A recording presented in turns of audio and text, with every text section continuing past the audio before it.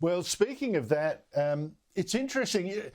Sean, I thought, and I'm sure that I remember Joe Biden giving hints, or his team giving hints, that maybe there wouldn't be debates with Donald Trump.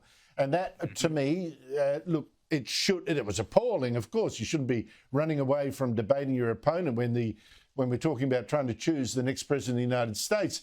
But I thought, well, it makes sense given how he's lacking sharpness and focus. And I thought, why would he expose himself to that danger?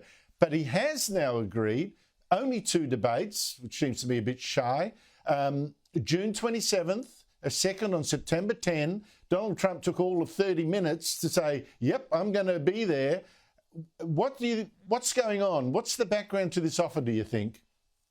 So there's a couple things. It's really interesting you're asking about the Trump background. I'll go to that first. I helped negotiate some of his appearances in the 2016 campaign.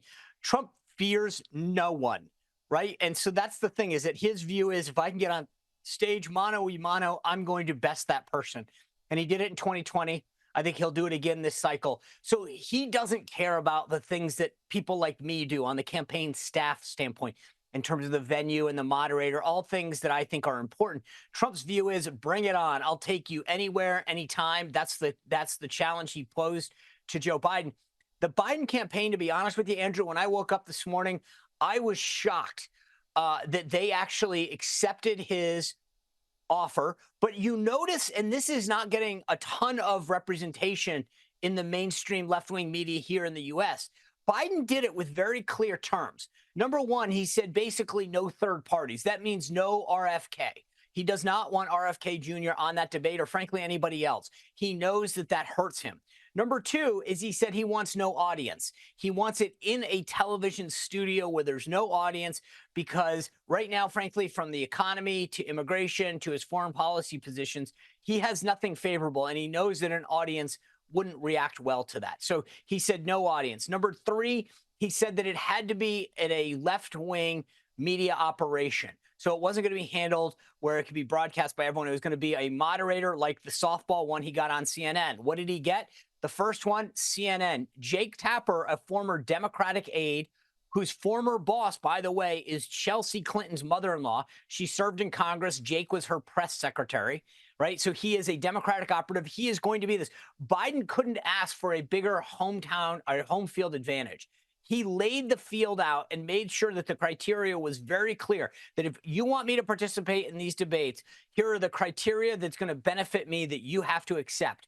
And I think that's important, because the media is not really reporting it here in the U.S., but Biden ensured that he laid the ground that everything that Trump had to accept would benefit Biden, from the outlet to the moderator to the atmosphere, by not allowing an audience, to not allowing third parties.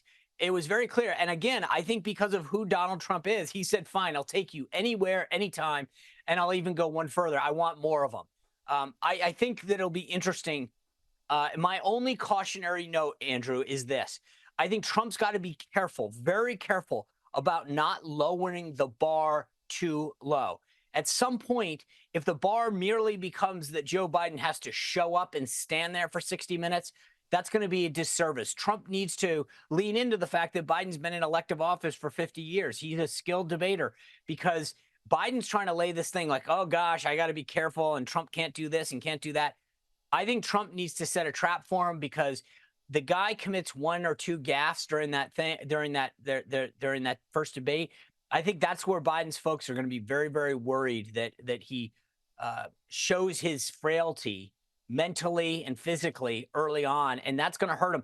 The dirty secret, by the way, is that the Commission on Presidential Debates had proposed these 3 debates very late in the cycle, after a lot of people had voted, and that would have benefited Biden. I'm actually shocked that Biden didn't accept those invitations, knowing that it would have irked Trump, and it would have happened much later in the cycle. Democrats tend to vote a lot earlier, and it would have benefited Biden. But hey, I'll take it.